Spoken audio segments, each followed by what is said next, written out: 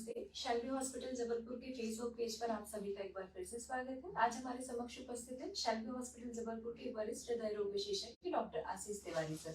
Sir, आपका स्वागत है। एक संक्षिप्त परिचय हमारे दर्शकों के लिए। मैं डॉक्टर आशीष तिवारी, मैं शैल्बी हॉस्पिटल जबलपुर में हृदय रोग विशेषज्ञ हूँ और हृदय संबंधित सभी बीमारियों का यहाँ शैल्बी हॉस्पिटल में हम इलाज करते हैं।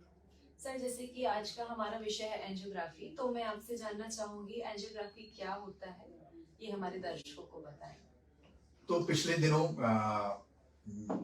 कुछ प्रचार माध्यम के माध्यम से हमारे पास एक नई बहुत जगह से क्वेरी आई या बहुत लोगों ने सवाल पूछना शुरू किया कि हम एंजियोग्राफी करवा लें अपनी, क्या जैसे ही कई तरीके के ब्लॉकेजेस होते हैं, क्या कैसे पता चल सकता है।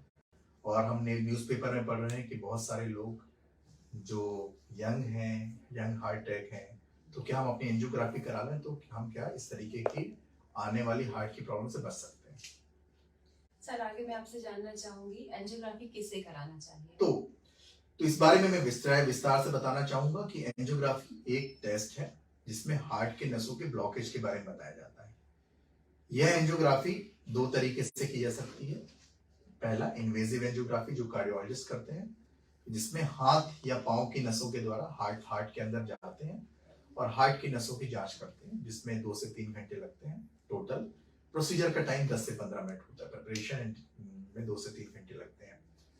इस तरीके की एंजियोग्राफी 100% सटीक होती है और इस तरीके की एंजियोग्राफी से आपको 100% पता चल जाता है कि ब्लॉकेज है, नहीं है, अगर है तो किस तरीके का है।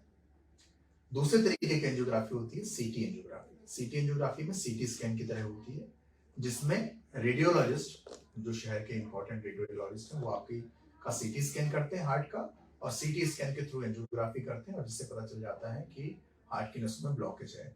बट सीटी स्कैन वाली एंजियोग्राफी बहुत अच्छी होती है जिनको बीमारी नहीं है, लेकिन अगर थोड़ी बहुत बीमारी होती है, अगर बीमारी निकलती है आपकी, तो फिर उसको इन्वेजिव एंजियोग्राफी से कैसे कंफर्म करना होता है। तो एक साफ शब्दों में या कम शब्दों में सार ये है कि गोल्ड स्टैंडर्ड इन्वेजिव एंजियोग्राफी होती है जो कार्डियोलॉजिस्ट करते हैं। इनिशियल स्टेज पे सीटी एंजियोग्राफी की जा सकती है, लेकिन सीटी एंजियोग्राफी करवाने वाले को हो सकता है बाद में इन्वेजिव एंजियोग्राफी की जरूरत पड़े। तो अगर कोई एक टेस्ट कराना चाहूं मैं किसी मरीज को, तो वो इन्वेजिव एंजियोग्राफी होगी। अब जो पहले सवाल आता है कि एंजियोग्राफी किसको कराना चाहिए जी। क्या एक वॉक इन आदमी, जैसे आप हमारे पास आए और मैं बोले एंजियोग्राफी करना चाहेंगे, करवाना चाहेंगे, तो क्या मैं एंजियोग्राफी करूंगा? तो उसका आंसर है नहीं करना चाहिए। एक बहुत बेसिक प्रिंसिपल है, जो चीज टूटी नहीं हो उसको जोड़ना नहीं चाहिए। Don't fix the things which are not broken. तो कि एंजियोग्राफी की स्पेसिफिक इंडिकेशन है। स्पेसिफिक इंडिकेशन मींस आपको हार्ट में, सीने में तेज दर्द हुआ है और उस तेज दर्द के बाद आपके ईसीजी में परिवर्तन है, या आपका ट्रोपोनिन बायोमार्कर या सीपीकेएमबी जो खून की जांच होती है जिसमें हार्ट अटैक का पता चलता है, वो है।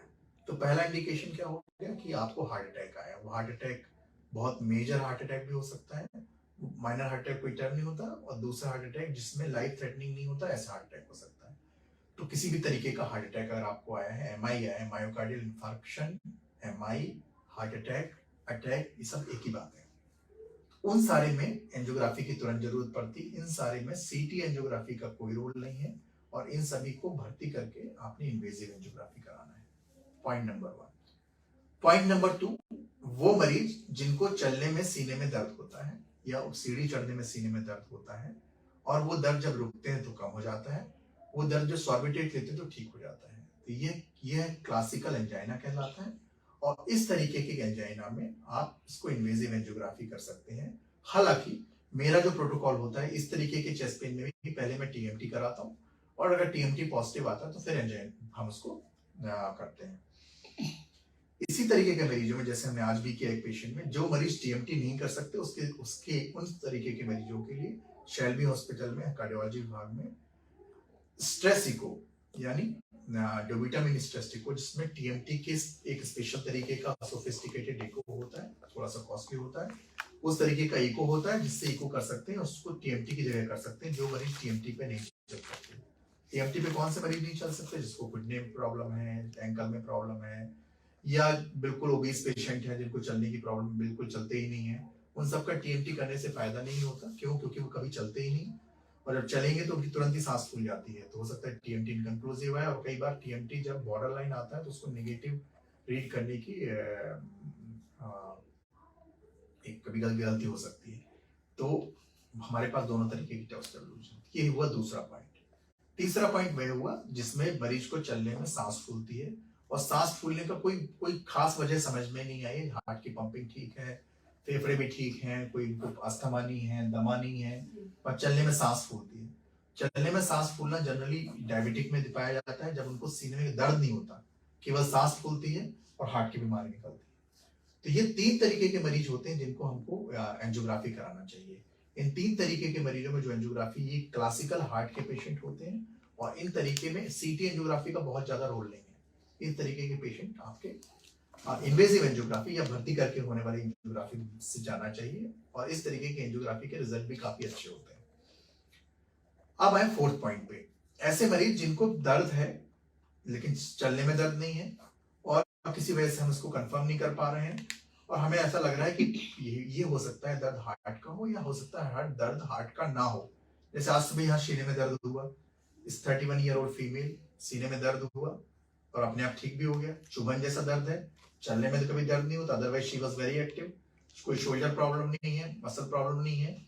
ऐसे मरीजों के लिए सीटी एंजियोग्राफी करवाई जा सकती है, ऐसे हम करवाते भी हैं, और हमारे पास शहर में 2 या 3 सेंटर भी हैं जिसमें अच्छी तरीके की सीटी एंजियोग्राफी हो सकती है। There good radiologist also who reports very good CT angiography. तो ये वो मरीज हैं जहां पे रिस्क हार्ट की बीमारी होने की प्रोबेबिलिटी कम है, ऐसे मरीजों के लिए सीटी एंजियोग्राफी बेहतर होती है। क्यों? क्योंकि उसमें एडमिट नहीं होना होता, सुई नहीं लगती, छोटी सुई लगती है, और पेशेंट को एडमिट भी नहीं होना होता। हालांकि CT angiography, invasive angiography cost अगर हम मोटा-मोटा देखें तो ऑलमोस्ट द सेम। तो ये फोर्थ पॉइंट हुआ हमारा कि ये वो मरीज है जिनका सीटी एंजियोग्राफी कराया जा सकता है। तो और क्या बिना चेस्ट पेन की सीटी एंजियोग्राफी करानी चाहिए? तो उसका आंसर है नहीं।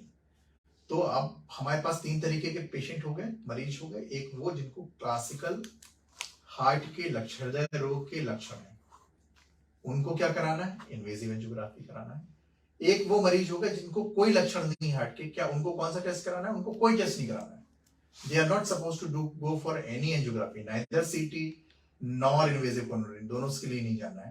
उनको अपना रेगुलर हार्ट चेकअप कराना है, and Pallavi is best person to approach for that। इनको अपना 1 साल में एक बार एनुअल हेल्थ चेकअप कराना है, उसमें कुछ निकलता तो अलग बात है। And there is third people जिनको आप एटिपिकल पेन होता है या ऐसे कुछ होता है, जिनको हार्ट की प्रोबेबिलिटी कम है लेकिन चेस्ट पेन है और कारण समझ में नहीं आ रहा, ये वो मरीज है जिनका सीटी एंजियोग्राफी कराना चाहिए। सर, जैसे कि अभी हमने विस्तार में एंजियोग्राफी के लिए जाना, एंजियोग्राफी क्या है, इससे कितना परसेंट का हमें कितना परसेंट ब्लॉकेज होता है ये मालूम चलता है, प्रकार जाने। मैं आपसे जानना चाहूंगी शेल्बी हॉस्पिटल जबलपुर में एंजियोग्राफी के लिए क्या सुविधाएं उपलब्ध हैं? तो we have 24/7 dedicated cath lab, और हमारा मीन टाइम इमरजेंसी के लिए has now come down to 40 minutes. So generally 24 घंटे में कभी भी अगर कोई इमरजेंसी पेशेंट आता है तो हम विद इन 40 मिनट्स हम एंजियोग्राफी उसकी हो जाती है, और उसको अगर ऑपरेशन की जरूरत होती है इमरजेंसी में तो वो भी विद इन 1 आवर सब कुछ हो जाता है। इसके अलावा इलेक्टिव एंजियोग्राफी के लिए we are available in most of the time in 8 to 8 12 hours का ड्यूरेशन है, और हमारे पास इलेक्टिव एंजियोग्राम डेली, हमारे पास इलेक्टिव एंजियोग्राम के नंबर 50 से 100 के बीच में अभी है, और हम लोग डेली कुछ ना कुछ इलेक्टिव एंजियोग्राम्स करते हैं। और ये सारे वो मरीज होते हैं जिनको हार्ट अटैक नहीं होता, चलने में दर्द होता है, सांस फूलनी होती है, ऐसे टाइप के मरीज होते हैं जिनका टीएमटी पॉजिटिव होता है। तो हमने state of the art cath lab facility उपलब्ध करा रखी है, और हमारी कैथ लैब जो है वो लो रेडिएशन कैथ लैब है। इस बारे में मैं आपको एक और बात बताना चाहूंगा कि सीटी एंजियोग्राफी से बचने के लिए क्यों बोला जाता है। एक सीटी स्कैन जो होता है वो करीब 200 से 300 एक्सरे के बराबर होता है। अगर सीटी स्कैन है बहुत हाई रेडिएशन तो 400-500 एक्सरे के बराबर भी हो सकता है। तो रेंज समवेयर अराउंड 50 से 100 एक्सरे। तो आप सोचिए आपको 200 बार एक्सरे कराना पड़े तो कितना रेडिएशन होगा। So that's why you should avoid सीटी। सीटी इज नॉट अ टेस्ट जिसको आप रूटीनली कर सकते हैं। सीटी इज अ टेस्ट जिसको बहुत इलेक्टिवली और अपने डॉक्टर के इंडिकेशन पे भी करना चाहिए। और आई हैव सीन कि मैंने भी रेडियोलॉजी कम्युनिटी से भी एक रिक्वेस्ट की है कि सेल्फ रिक्वेस्ट पे आप सीटी एंजियोग्राफी हार्ट का कोई टेस्ट नहीं करें। don't do these tests. Only there is a proper requisition from a physician or cardiologist for CT, then only the CT should be done. ऐसे ही मेरा मेरा मानना है कि angiogram should be earn by the patient. Angiogram ऐसा नहीं है कि मैं आऊं और मैं बोलूं कि मुझे मुझे जैसे ब्लड टेस्ट करना है, हीमोग्लोबिन करना है, ऐसे मैं आके बोलूं कि मुझे एंजियोग्राफी करानी है और एंजियोग्राफी हो जाए।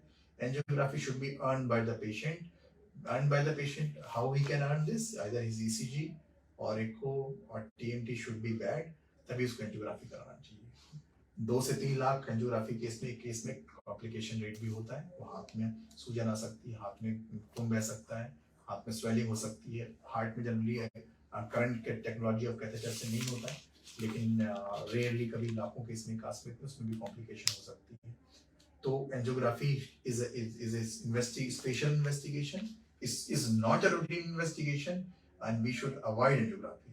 इस पे कमेंट है देश के लीडिंग कार्डियक सर्जन का, जिन्होंने कमेंट दिया था कि सीटी एंजियोग्राफी करानी चाहिए। So I disagree with that, तो I am a student of the same cardiac surgeon, लेकिन I disagree with that comment. And जो भी इम्पोर्टेंट पोस्ट पे होते हैं, इम्पोर्टेंट पब्लिक पोस्ट पे होते हैं, whenever they make such comment, they should be very very sure about it, because they have massive fan following and then these comments are publicized in the media, newspaper.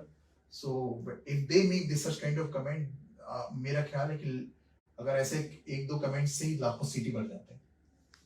तो unnecessary investigation, now the era of investigation, but every investigation should be justified. तो बिना justification के we should not go for any investigation. Sir आगे मैं आपसे जानना चाहूंगी, after angiography क्या सभी लोग नॉर्मल डाइट, जो भी पेशेंट्स हैं वो नॉर्मल डाइट ले सकते हैं या डाइट में कुछ चेंजेस होते हैं? यस, एंजियोग्राफी की फाइंडिंग के हिसाब से अगर बहुत ज़्यादा ब्लॉकेजेस हैं, डिफ्यूज ब्लॉकेजेस हैं, तो हम जनरली जो पेशेंट हमारे मेडिकल मैनेजमेंट पे रहते हैं, जैसे 70% 60% ब्लॉकेज के साथ, जिनको हम चाहते हैं कि अगले 2-3 साल में इनका प्लाक ना बढ़े, ब्लॉकेज ना बढ़े, तो उनको हम बहुत ही रिस्ट्रिक्टेड, कैलोरी रिस्ट्रिक्टेड और कोलेस्ट्रॉल रिस्ट्रिक्टेड डाइट देते हैं। But finally diet chart, diet programme is based on आपकी बेसिक कैलोरी रिक्वायरमेंट क्या है, उसी के हिसाब से आपको डाइट देना चाहिए। तो yes, they have to follow, और इसके लिए शेल्बी में special diet and nutrition programme है, and we have 2 or 3 two dietitian, 2 qualified dietitian who takes care of all the patients. Sir अंत में मैं आपसे जानना चाहूंगी, आप शेल्बी की ओर से हमारे दर्शकों को क्या संदेश देना चाहेंगे? तो मैं बताना चाहूंगा कि इस तरीके की बातें जिसमें रूटीनली आप सीटी कराएं, अमर रहें, ऐसा बिल्कुल नहीं होता। लाइफ इज वेरी प्रेशियस, और आई कैन टेल यू, अगर किसी को शाम को हार्ट अटैक आना है और अगर आपका सुबह सीटी कराएं तो हो सकता है आपका सीटी नॉर्मल है। So by no means you can predict heart attack by doing CT or anything. Maybe in the future we can have technology जिसमें पता चल जाए कि आपके साथ भी हार्ट अटैक आ सकता है 15 दिन में, but currently this type of technology is not available. तो unnecessary CT करा के, and I have seen cases, a prominent doctor in the city, इनका CT 15 दिन पहले नॉर्मल आया था, 15 दिन के बाद उनको एक कार्डियक इवेंट हुआ जिसको बाद में उनको बचा लिया गया, लेकिन 15 दिन पहले CT नॉर्मल आया था, एब्सोल्युटली नॉर्मल, उसके बाद भी 15 दिन बाद अटैक आ गया। So we should not fall to these unnecessary tests and इस तरीके की भ्रामक बातों से बचें। इसी के साथ धन्यवाद सर, आपका इतना कीमती समय हमारे दर्शकों को देने के लिए। आशा करती हूँ सर द्वारा दी गई समस्त जानकारी आपके लिए लाभप्रद रही होगी। आगे भी ऐसे रोचक तथ्यों के साथ हम आपसे मिलते रहेंगे। तब तक के लिए स्वस्थ रहें, सुरक्षित रहें। शेल्बी हॉस्पिटल जबलपुर आपकी उत्तम स्वास्थ्य की कामना करता है। धन्यवाद।